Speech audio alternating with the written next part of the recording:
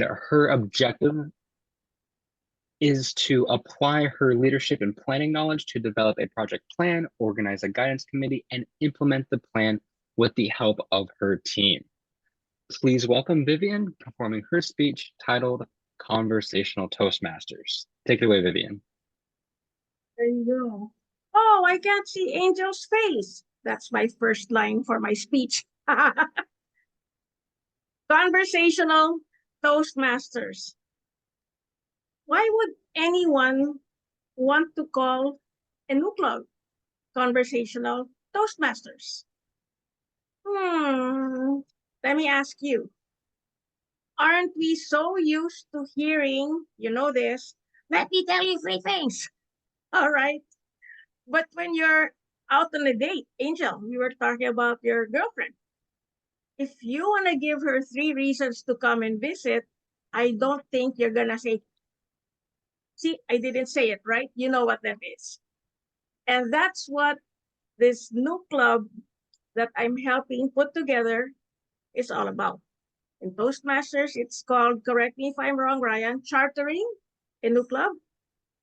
There you go.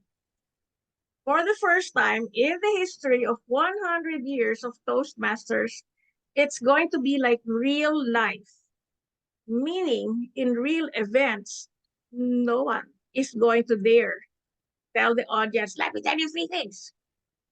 You will tell the audience three things, but you won't say that line.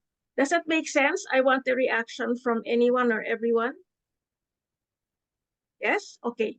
So that is the whole objective of the club.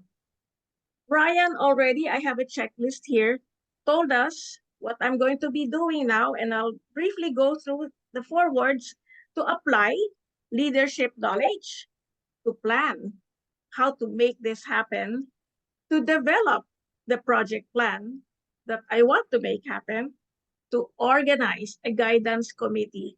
And that is where I want people to think about this more solidly. We have a lot of brilliant but solo players. Like, I know what I'm doing. I research. Me.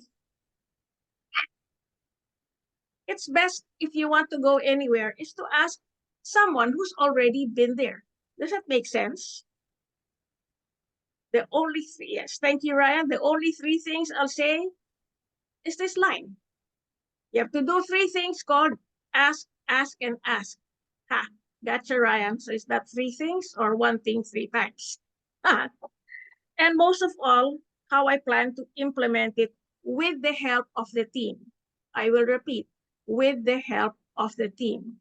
So a very strong message of conversational Toastmasters is number 1, speak conversationally, meaning use everyday language. Sound conversational, meaning be conversational, not recitational, which we often end up being when we deliver a speech, right? We write it, we edit it, we memorize it, and we deliver it the way we wrote it. Question: is somebody credible if you can see and feel and hear that he or she is being recitational? Not really. So with the guidance committee, what's the first thing I did? Is to have a meeting and tell them point blank, I need your guidance. A little humility goes a long way. Not just because this is all my commentary for this entire speech, not just because one is starting or chartering a club. We should dump that whole concept like, I'm good, I'm going to start something. One thing I've used, and I've been in events management since 1988, and that dates me, some of you might not have been born yet, is to immediately tell people, I need you, because without you, I don't have an event.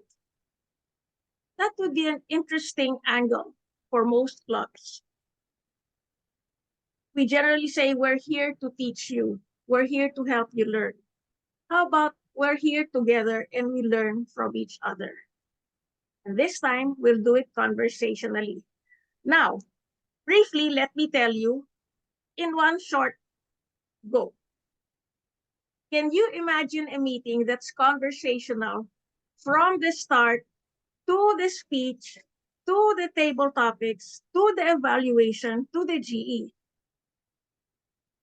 Let me ask our division director, has it ever happened?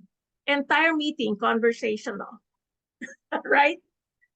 So that it was, and it still is the greatest challenge. A lot of people were wanting to be on the team, were wanting to learn, and I talked to quite a number of DTMs. That's a good news and the bad news. They all wanted to be part of a new club that's conversational. But it's the classic, the joke, stick in the mud. They couldn't get out of their habits.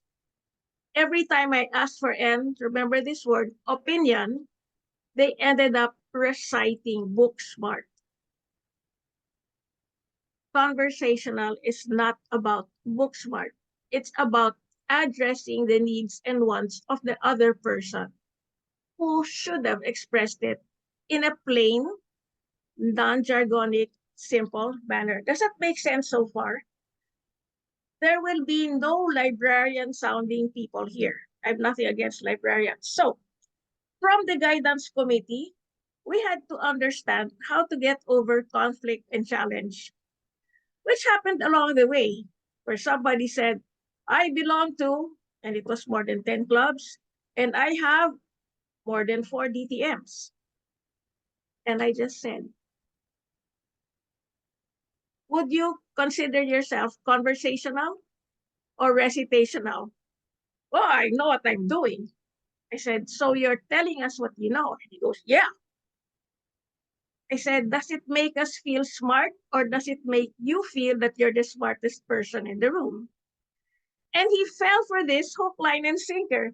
He actually said, I should always be the smartest person in the room. See my face? If you are the smartest person in the room, there's no room for growth. So what I did was to create a checklist, and no, I didn't eat a banana. And I defined leadership as in skills, influence, and determination.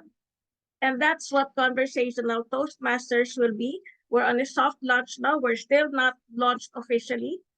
We're going to merge it where my experience in putting an event together since 1988, together with the needs and wants of people who are so used to reciting, are put together, and we go through the plan, hold hands, and use 360 degrees every time we talk, even in a phone call, casually, conversationally.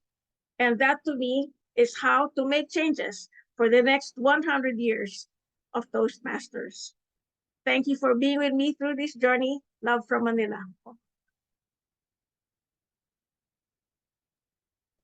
Wonderful. Thank you so much, Vivien, for that lovely speech.